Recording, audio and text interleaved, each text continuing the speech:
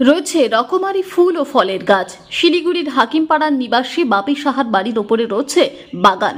সেই বাগানে রয়েছে রকমারি ফল ও ফুলের গাছ। রয়েছে আম গাছ, পেয়ারা গাছ, ডালিম গাছ, জামরুল গাছ, এছাড়াও রকমারি ফুলের গাছ। খুব সুন্দর করে একার হাতেই তিনি সাজিয়েছেন এই বাগান। দেখলে চোখ জুড়িয়ে যাবে। বিষয়টি নিয়ে জানান, তিনি কাজ খুব ভালোবাসেন। ছোট থেকে এই গাছের প্রতি তার ভালোবাসা, সেই কারণেই বাড়ির উপর বাগান বানিয়ে ফেলেছেন তিনি। একটা ছাদ নয়, এই যেন একটা আস্ত বাগান। কি বলতে চান? দেখুন, এই বাগানটা আমি খুব কষ্ট করে তৈরি করেছি। 2013 সাল থেকে আমি এই বাগানের পিছনে কেটে যাচ্ছি। আজকে তার যে আমার গাছগুলো চর্চা করে আমি এই জায়গায় নিয়ে এসেছি, এটাই আমি নিজেকে ধন্য বলে মনে করি।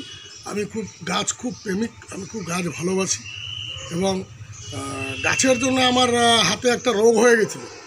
আচ্ছা, তবুও আমি গাছ যত্ন করা ছাড়িনি। আমার ফ্যামিলি বলেছে, হ্যাঁ তোমার হাতে রোগ হয়ে গেল, তুমি কেন গাছ ছাড়ছো না?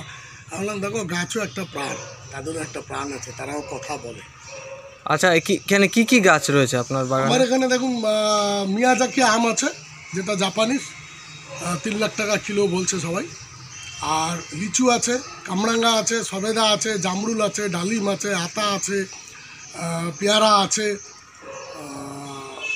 আরও এরকম অনেক ফল গাছ আছে আমার। আচ্ছা, এটা প্রতিদিন তো পরিচর্যা করতে হয়, সময় মতো জল দেওয়া। ভোর 6:30টায় উঠি উপরে, আর আমি 8:30 অবধি এই ছাদের উপরেই থাকি।